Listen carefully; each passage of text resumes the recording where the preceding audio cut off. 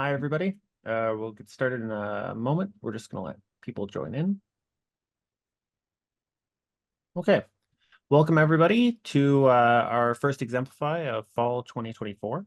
Our guest today is Melissa Maloney, and as you can see, we're going to be talking about creating psychological safety at work. Melissa, for those of you who don't know, is the founder of the Happy Leader Enterprises, the co-founder of All Women Lead, and the vice president at TechAlliance. Mel is a visionary leader dedicated to fostering positive change through empowerment, inclusivity, and engagement with a profound commitment to leadership. She is she is the founder of Happy Leader Enterprises, a platform designed to inspire and guide individuals towards achieving their highest leadership potential. Melissa is not only a leader in the professional realm, but also a sought-after speaker, sharing her insights and experiences on leadership, gender equality, and productivity in the workplace. Her engaging and dynamic speaking style captivates audiences, leaving a lasting impact and inspiring individuals to become catalysts for positive change, as you'll see shortly. With a diverse background encompassing entrepreneurship, women's leadership advocacy, and wellness, Mel embodies the spirit of a modern leader who envisions a world where everyone can thrive. Her dedication to creating a more inclusive and innovative future makes her a beacon of inspiration for aspiring leaders and change makers alike. So I'll let you take it away, Mel. Awesome. Thanks, Jeff. Hi, everybody. Super excited to be here with you today. And we are going to be focusing on understanding psychological safety and how we can all play a role in creating a safe workplace. So I'm going to go through some definitions and really build an understanding of what it is. We'll look at ways that we can each impact it and why it's important. And ideally, you'll leave with some actionable steps that you can take with you and implement right away. There will be some time for questions at the end. What Jeff and I kind of talked about from a housekeeping standpoint is that if you do have questions as we go, throw them in the chat. I won't necessarily be able to see them, but then we can have them sort of there as a running as we run through this, and we'll come back to them all at the end for sure. So like Jeff said, my name is Melissa Maloney. I am the founder of Happy Leader Enterprises and the co-founder of All Women Lead, which we've actually just amalgamated, my business partner and I, into what is now AWL Partners, which is an end-to-end workplace solution for inclusion. So this is really the area that I'm most passionate about, is how do we create workplaces where people can thrive? And that's what we're going to spend our time talking about today. So when we think about psychological safety, I like to start from the perspective of what does unsafe actually look like? So a couple things for the purpose of today. If I do say man or woman, it may sound like I'm speaking in the binary. I'm not. I'm really meaning people who identify as men and women. And it's important in these conversations when we're talking about psychological safety to consider the fact that we all are quite layered, and intersectionality and sort of I describe it as a flower with lots of petals. We all have many different petals that we bring to that we bring to work with us. And so it's a good thing for us to sort of consider it, that my experience is very different than another female's experience because of the different petals of the flower that we all have.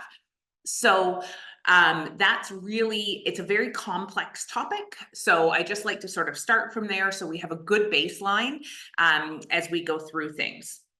So when we think about psychological safety specifically, one of the reasons why creating the psychological safety at work is so critical is because we really truly can never possibly know the unique things about all the people around us and what they're experiencing. So it's easy to ask the question, like, why didn't they just speak up? Or why didn't they just tell me that?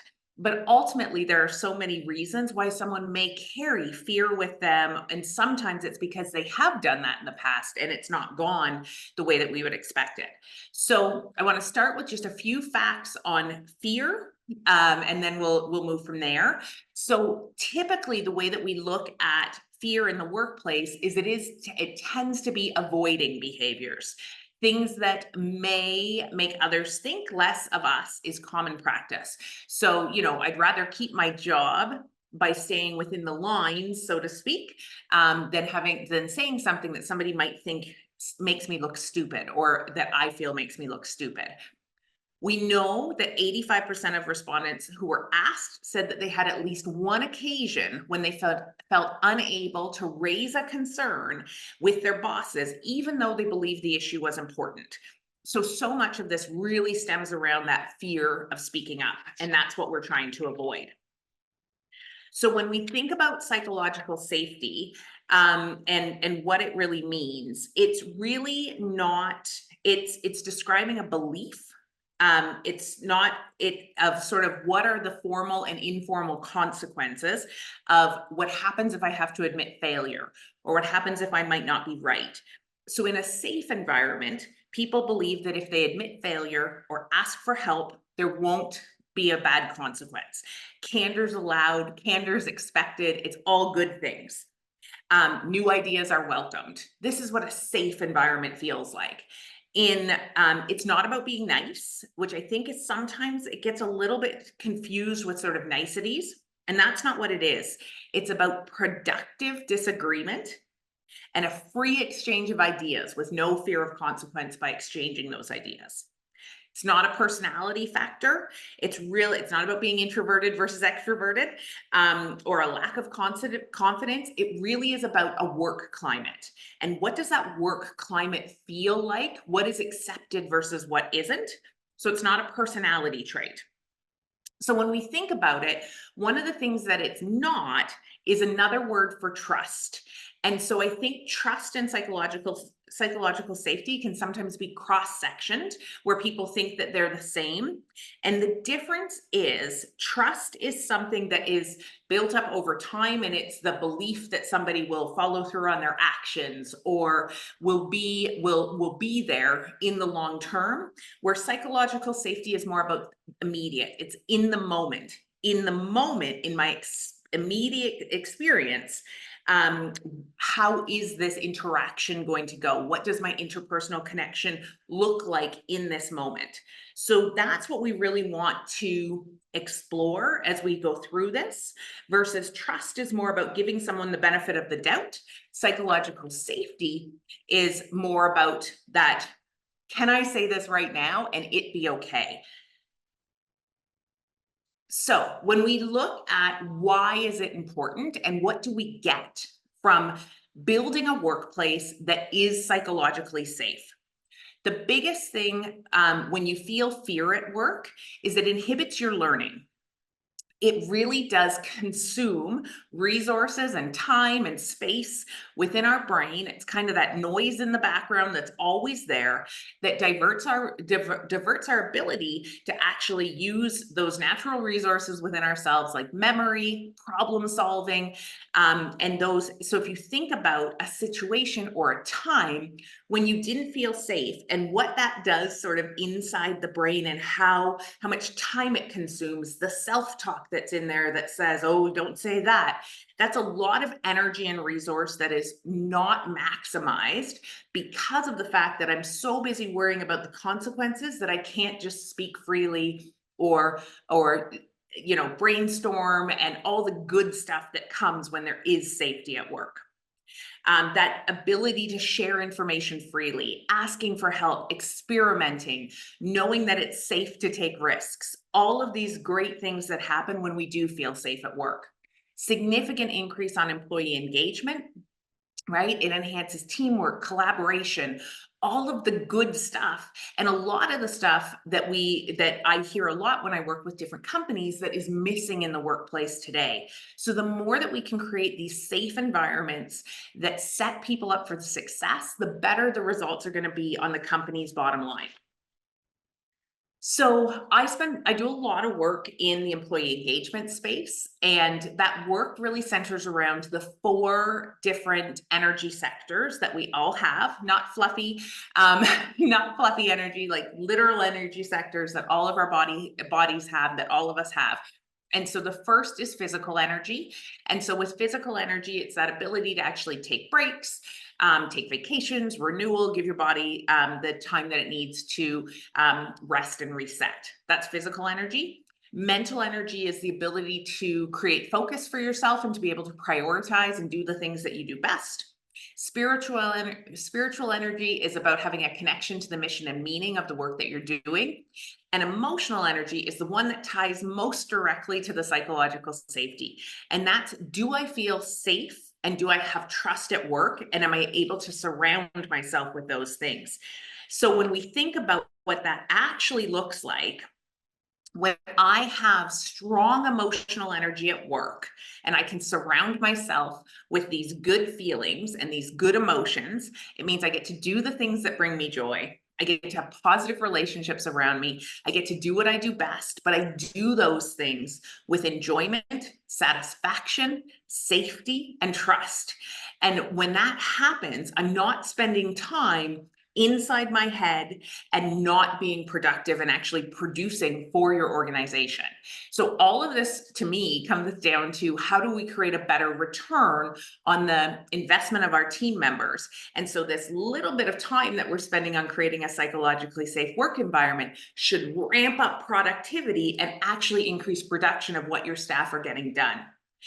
I like to sort of liken it to a relationship. If you sort of reflect amongst yourselves on a relationship that you may have had in the workplace, maybe not in the workplace, where there wasn't trust, and you think about what that felt like. You think about what it felt like to potentially think, am I saying this properly? To tiptoe around the relationship, to the energy that would be wasted, right? When we're spending time on, how do I manage this? What do I say? How do I say it properly? All of those things. It's all time suckers. They're all time that I have noise in my head that's distracting me from actually doing the work. When we build a psychologically safe work environment and when we change what that looks like, now I don't need to spend and waste those resources. Instead, I can put all my energy into the work that I'm actually doing. So Amy Edmondson is one of the primary thought leaders in this space, and she's created a psychological safety model that consists of 4 zones. And if you think about this, on the left of the screen is whether or not I have high safety or low safety is running on that axis. And on the bottom axis, we've got performance standards. So do I have low performance standards or high performance standards? And so if I have low performance standards, but high psychological safety, that's what she refers to as the comfort zone. So this is where people are friendly. Everyone gets along. We have a great environment, but we're not really pushed to excel, right? And that's not necessarily the best place to sit because it's not driving performance for the organization. Now, if we flip that to, if we have low psychological safety and low performance standards, now we're sitting in what's called the apathy zone. So this is people come to work, hearts and minds are probably not in it, let alone how much work they're actually getting done because I'm not being pushed to achieve either. Now, the bottom right of the screen is the zone that we are definitely trying to avoid, and that's the anxiety zone. And this we're seeing a lot more in the workplace right now. That's why we're seeing high exodus from a lot of leadership. And in that high anxiety zone, it's where there's high performance standards. So we really like to drive results. However, there's low psychological safety. And so in those situations, I'm often left to deal with a lot of things myself. I can't speak freely. I can't brainstorm freely. If there's not that safety where, failing is acceptable and it's just part of the learning process, all of those things, it creates the anxiety zone. People are scared to share ideas. They're scared to take risks. They're scared to ask for help. There's a lot of studies that show that people would actually prefer to say, I didn't do it, than I don't know how to do it. So they're not even comfortable admitting they don't know how to do things. And in that environment, it's not setting people up for production success and to actually get results, let alone feel good at the end of the day. So what we're aiming for is what we call the learning zone. In that learning zone, it's where we have high performance expectations and high psychological safety. People work together, they challenge each other, they're willing to take risks, they look to do a good job, they want to perform together individually and as a team. They tackle hard tasks, they lean into creativity and problem solving and brainstorming and all of those things. They lean into risk taking in a positive way. And in that zone, it's where we're very comfortable with the concepts of failing fast, or where we're very comfortable with the concept of, we'll try it. If it doesn't work, we'll try something else. And it's building that culture of learning. And so that's a zone that we're aiming for when we think about psychological safety. So when we think about what does this actually look like in action, when we talk about if I walk into a workplace, if I'm hired to come in and do work with your organization, what am I looking for? And so I'm looking for things where we welcome all news, not just good news. So there are some cultures where all we share is the good stuff. We only share the wins. And what we're looking to be able to do is I should be able to say, hey, tried this, didn't work. Here's what I learned from it. And that be considered a good thing. Obviously we don't want to try the same thing that didn't work 8 times. It's not the apathy zone. We're still looking for those performance standards, but it's acceptable that it might take me a couple tries in a different way to actually get to the thing that's the win. Culture of silence is a very, very scary spot where we don't want to be sitting. That's where people have stuff in their heads. They're sitting around the boardroom table and they're just not comfortable sharing it. Not what we're aiming to do in a psychologically safe space. Making candor real, sharing things, being willing in a respectful way to deliver information honestly, to not have to filter. I can be respectful and still be honest and direct. So really using candor as a positive thing within the workplace. That failing is seen as a good thing and that I'm allowed to fail. That's how we create a world where people want to be a part of it. Productive conflict, right? We know where that sits. Being a don't knower versus a knower, right? That it's okay to say, you know what, I don't know that. Let me do some work and get back to you on that.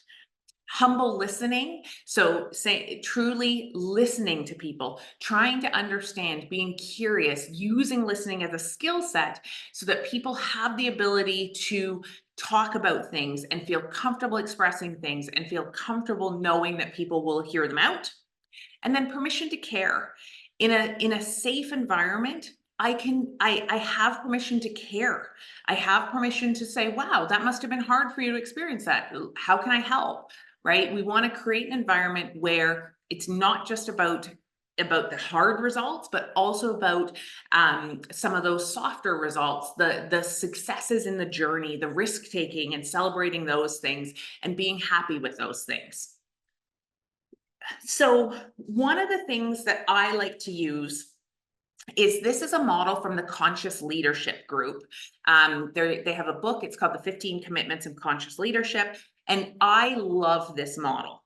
And the reason why I love this model is because it offers some self-accountability and some self-check into our own roles within creating a psychologically safe space. Sometimes what happens is, especially in unsafe environments, is we start to play the blame game. And the blame game doesn't help anybody move things forward. There's certain companies out there that have started to adopt sort of a new mentality where there's a blame-free culture. And so in this model, it's really about a self-check. Above the line versus below the line isn't right or wrong. They're both acceptable things. It's just recognizing, where am I right now? It's asking yourself, in this situation, what role am I playing? What am I doing? Am I actually acting above the line? Or am I acting below the line? And it's starting to do that recognition within yourself to, am I contributing to a safe and a happy and a trusting and all those things environment right now, or am I not? So when I'm acting above the line, I'm open, I'm curious, and I'm committed to learning. So you think about what that looks like sitting around a boardroom table. Somebody shares an idea that maybe I don't agree with. Instead of saying, they're wrong, I continue to listen. I listen humbly. I'm open to learning. I'm curious about what they're saying. I'm curious to understand their perspective on it. I'm curious to understand why they think this way if it's different from my own thinking. And then I'm committed to learning about it from their perspective. Versus if I'm operating below the line, I'm closed off, I'm defensive, and I'm committed to being right. And this is where the unhealthy confrontation tends to happen, is when I'm working below the line. If I'm operating from below the line, I'm probably not even listening to what somebody's saying. I'm shutting it down really early. I'm more concerned about how am I going to get my point out there about what I think and what I feel. And so in those situations, we're not necessarily working from a space of safety. We're spending more time at that point working from a space of, for lack of a better way of putting it, selfishness. I'm focusing on me versus focusing on what somebody else might be thinking and why that could be valuable. So with this model, like I said, it's not necessarily that you always are going to act above the line, but it is just sort of recognizing in yourself and building that self-awareness within yourself in terms of which part, where am I right now? Where am I sitting? What am I trying to accomplish? We accomplish way more when we operate above the line than when we operate below the line.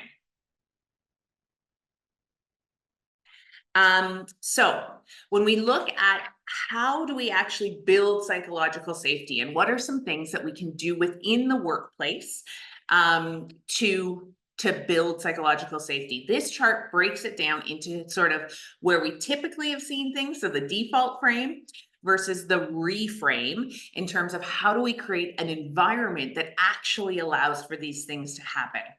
So in the default frame, the boss, right, has the answers, gives orders, and assesses others' performance, right? It's a very hierarchical type position. I'm at the top.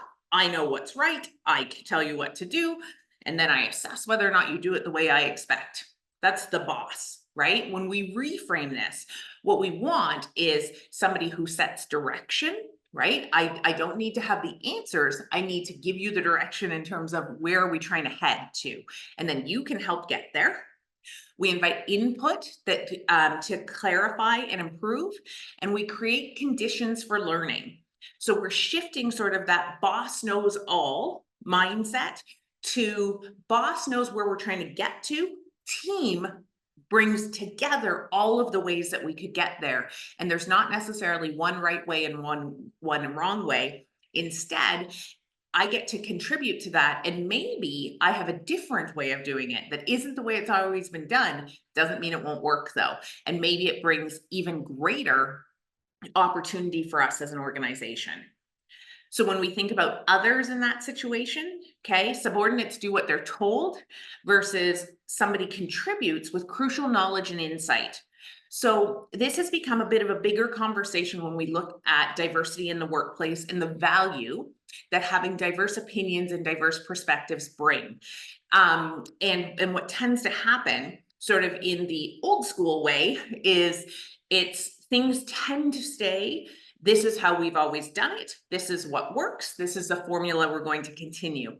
Versus in what more of a new school way, now it's okay, this is how we've always done it.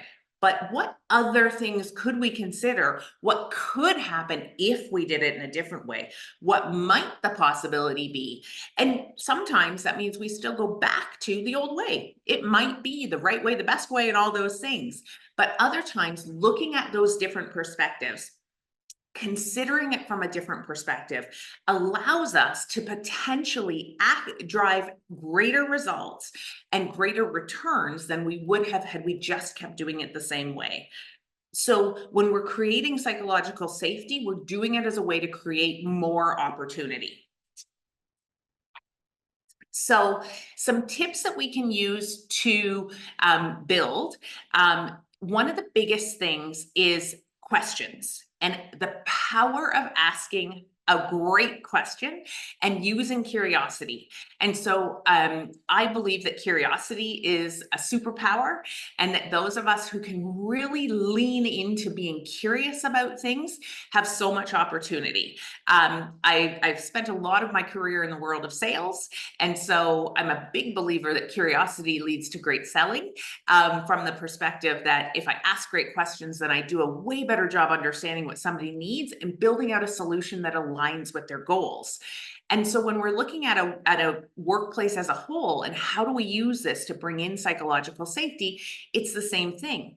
If we ask great questions of those around us, then it allows me to feel like I can contribute, I can risk take, I can do all those things. So, what makes a great question? A great question generates curiosity in the listener. It stimulates reflective conversation. It's thought provoking, right? It surfaces underlying assumptions, which we all have. Um, we all have biases, we all have assumptions, we all have history and lives and stories that lead to how we do things. So it kind of surfaces those things so that we can look at them and potentially be curious about our own way of thinking and whether or not there's another perspective we should consider. It invites creativity and new possibilities. It generates energy and forward movement, which is obviously what we always want. We want that highly energetic workforce. We want forward movement. Nobody wants to feel stuck in the sand.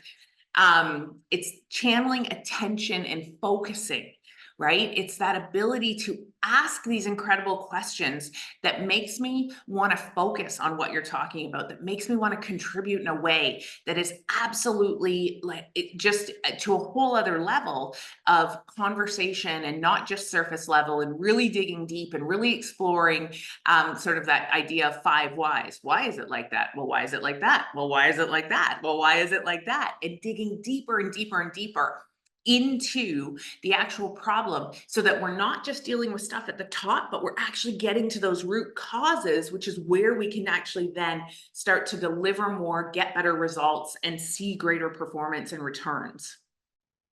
Great questions stick with me. Great questions I keep thinking about later on in the day. And typically, great questions evoke even better questions and lead to really great conversation and dialogue. So when we think about how do we do this, what do we do within the workplace to really build this up? And what are the things we need to change? A big chunk of it is changing the framing. It's changing how are we framing situations that happen all the time within the workplace. So the first big one is the concept of failure. And so failure is a really powerful tool. I believe we have to teach people that failure is a part of the journey and it happens. Especially in the last number of years, we've had a lot of things just happen in life where failure isn't the same as what it used to be. And not isolating certain generations or anything like that, but the reality is, in 20 years ago, 30 years ago, we failed as children at sports. We failed as children in daily life. We had a lot more freedoms as children, and so in that situation, we experimented more and saw things happen and realized life still went on and everything was okay. In the last number of years, we've kind of shifted that where people are much more protected. They're not exposed to things in the same way that they were before. And that's hindered our ability to be okay with failing. And so what happens is it's the internal dialogue that happens within ourselves when we fail. So when we fail, I could tell myself, I did that. I am a failure, and really internalize that feeling of failure, which then makes it worse and creates this cyclical action where now I'm scared of failing, and what happens if I do it again, and oh, it's me, and now those thoughts start to go. Versus if we build out an environment and we sort of reframe what failing is, and reframe it where failing is natural because this is just what happens in this environment. This is what happens when we experiment. We're not expected to do it 100% of the time. That slight reframing now changes the inner dialogue that I have with myself. Now I am not the failure. First, we're externalizing it. The situation may have failed, but it's not me. So that's that first reframe, right? The situation didn't work, not me personally. Reframe number one. The second is that reframe around failing as part of the process. Big reframe. So an example that I could give is in a sales environment. One of the things you might want to consider is teaching people to fail. So new employee comes in, you're training them, you're getting them set up for how to prepare for the sales environment. We know in sales, you're going to take a lot of no's before you get your yes. Saying to that new employee, okay, we know you're going to get a lot of no's before you get the yes. So knowing that, what are you going to tell yourself when you get that first no? What are you going to tell yourself when you get that second no? What are you going to tell yourself when you get that third no? Because we know sales is a numbers game. It's all about reps, right? And how do I keep my mindset just as great at no number 1 as I do at no number 9? So that when I finally get that yes at number 10, I'm like, oh, this is amazing. There's my yes. But what happens a lot of the times in these situations is I give up before I get to that yes. And so the more that we can help reframe the concept of failure, the more that people are going to be willing to take those risks, and you'll see persistence and perseverance and sort of that sticking power continue to stick. Another example, I did some work with a post-secondary institution, and what they saw was that their researchers, academics, who had spent all of their career obviously getting through their education in the area of research, that as they started to apply for grants and research projects and funding opportunities, they stopped, they got rejected. Funding opportunities tend to have a lower success rate. You're not going to get 100%. And so when they started to get rejected, they would then feel failure. And then that level of failure would stop them from them submitting the next RFP or the next research proposal or the next funding opportunity, because they didn't want to get rejected again. High performance people who were not used to failing and saw those rejections as failures, versus recognizing those rejections are just part of the process. So that's a huge opportunity for reframing. The next piece would be around beliefs about effective performance. So again, it's that concept of effective performers don't fail. And the reality is, we know that effective performers produce, they learn from, and they share lessons from intelligent failures. And I think it's a really key piece is to look at that concept of intelligent failure. So this is where we can help people teach potentially through a decision-making framework, that maybe as an organization, you have a decision-making framework where it's laid out that this is how we make decisions, and we do try it 3 different ways and see which way works properly. Right? I'm in the tech world now, so we think about like developers and what happens from a coding perspective. The reality is codes break, right? So what is my process for recognizing that when I'm writing new code and testing new code, I know I'm going to get errors? 100% going to happen. What's our process within that to learn intelligently from those errors? How do we make sure that it's efficiency and we're not just letting people get lost in those failures and not supporting them through it? So effective performers produce, but they produce through really smart failures at the same time.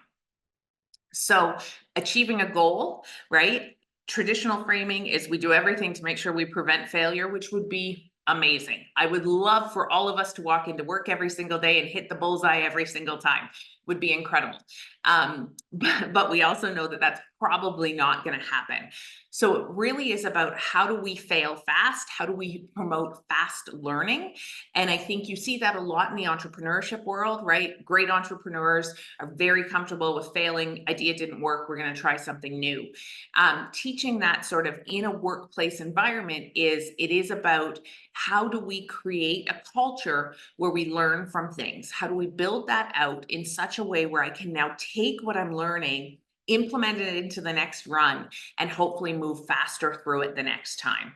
So promoting that fast learning culture, and building that within the environment that we work in. And then the last one is the frame's impact. So this is really about what do I do if something goes wrong, and can I have that conversation? So people hide failures to protect themselves. Like I said, there's a lot of research out there that shows I'm actually more comfortable to say I didn't do it than to say I don't know how, or I screwed up, or I made a mistake. It's way harder for people to do that. And so we want to create a world where failures don't need to be hidden, and instead failures can be celebrated. Failures are seen as something that we should all be doing, where we're actually rewarding failure, right? Where it's like, if you and this is where, again, I spent a lot of time in a sales environment. When you think about it from a sales perspective, where it's more about the journey versus the outcome. So as I'm moving through this journey of learning and trials and creativity and problem solving, that I get celebrated along the way for the journey of it. You know, you tried that, it didn't work. You tried this and that didn't work, but you tried this and that did. Amazing. Versus the end result being the only thing that we care about. If we focus on a culture where the end result is what defines us, which can sometimes happen in a sales environment, especially, if we focus on the end result being what defines us, that's always a risky spot for us to sit. What we want is, we want leadership to really set the tone, to create and maintain that environment within the teams where open communication, vulnerability, trust is really important. And one of the best ways that we can do that is as a leader to do that ourselves. There's huge power as leaders to actually sit in a boardroom or sit at a town hall or wherever we have that opportunity to say, hey, here's how I failed this month. And when I create that environment where I can say I failed, then that makes my team go, ooh, I can fail too. And that vulnerability is such a huge piece in creating a psychologically safe environment. So when we can help people embrace vulnerability, and show that leaders are comfortable with vulnerability and openly acknowledging their own mistakes and limitations, it really sets an example for the team that they don't need to know it all. So as leaders, we don't know everything. And so how do we show that we don't, and it be okay, as a way to encourage that curiosity and learning from others? So Edmondson, who is the thought leader in the space, really advocates for leaders to foster a culture of curiosity, continuous learning that involves encouraging the team to ask questions, to explore new ideas, and experiment without fear and failure. When we provide that support and the empathy, really effective leaders understand the importance of providing that to their team members. They create an environment where individuals feel valued, they feel respected, they feel cared for, which contributes to building that psychologically safe environment. All of that to say, though, it's not without accountability. This isn't about being nice. This isn't about just being, we want to be kind, but it's not just about the niceties. It's about creating an environment where we can then promote accountability and growth. When there's a psychologically safe environment, it allows for mistakes in the learning, but it requires accountability. Leaders need to hold the team members accountable still for their actions while providing constructive ways for them to grow and not limiting those growth opportunities. When we create inclusive environments, what we know is that by doing this, leaders can actively promote diversity. They can ensure that all the voices are heard and respected within the team. And it's a continuous process. This is not something that it's a one and done. It's a feeling, it's a culture, it's an always thing. So we're really looking for that continuous communication and feedback. And when we think about what that looks like, leaders should be checking in regularly with their team members, providing feedback on a consistent basis on performance. And they should also be soliciting input to ensure that psychological safety is maintained and strengthened over time. So I just threw a whole bunch of information at you very, very quickly, trying to give you a high level summary of all of the things that sort of psychological safety is versus isn't. And I recognize that it was a lot of information all at once. So I do want to open up the floor for the possibility of any questions that you have. And just so that I don't forget to say it, when Jeff sends out, he will send out the PowerPoint in a PDF version. So you have that. And then he's also going to send a link for a free emotional intelligence workbook as well, because a lot of this really does stem sort of from that foundation of emotional intelligence, which is something that we put in all of the work that we do. So if you are interested in learning more about that, there'll be a link for a free guide for that as well. Hmm. We'll definitely have that all included afterwards. Awesome. Um, I gotta say as well that this is very much something that we utilized in my kitchen days back when I was still in college. You always started the new guy on the deep fryers, something easy, and when he had a rough time there, you just let him burn some food, and in the end, he was a better employee for it. So Yep, yeah, exactly. it applies across industries. So yeah. So yeah, if you have any questions, feel free to put them in the chat or the Q&A. And we'll just give it 30 seconds to see. Awesome. And I did just throw the resources up on the screen for anybody who wants to dig deeper into any of this information. Like I said, Amy Edmondson's one of the main thought leaders on the space. So the book that I referenced a few times is there, as well as the 15 Commitments of a Conscious Leader is there as well. Awesome.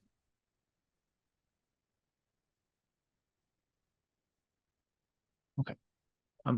So it doesn't look like we have anything at the moment. Christine McDonald asks, do you feel companies are finally paying attention to this sort of thing?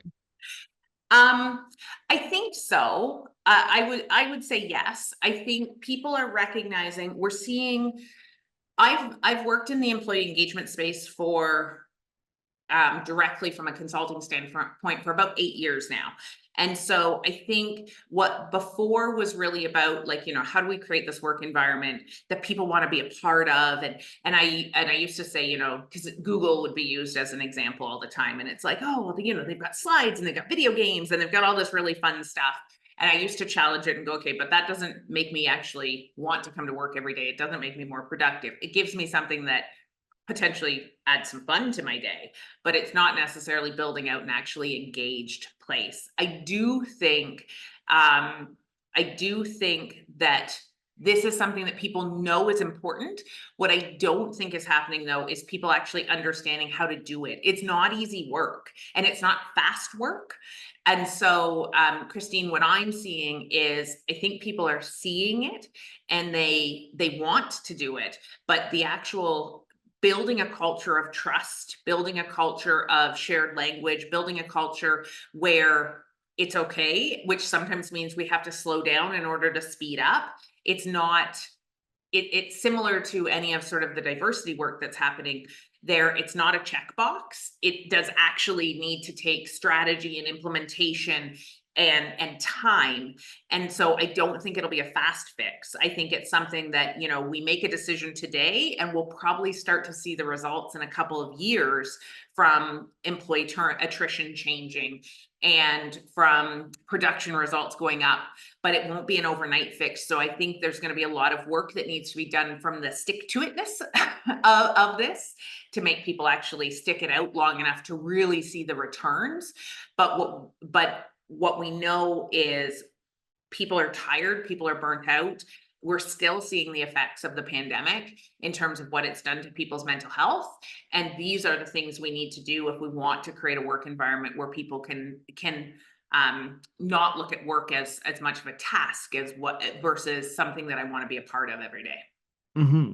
It definitely seems as well that it's something that not only can affect you in the workplace, but also helps you in your personal life if you're willing to adopt these kind of principles. So yeah. 100%. Okay. Well, thank you, everybody. If you do have more questions, you can reach out to the email where you'll be receiving the recording. And also feel free to reach out to Mel. And yeah, thank you so much again for coming. We'll have more updates about the next Exemplify in October on our social feed. So please check us out there. And yeah, everybody have a good day. Bye. Thanks, everyone.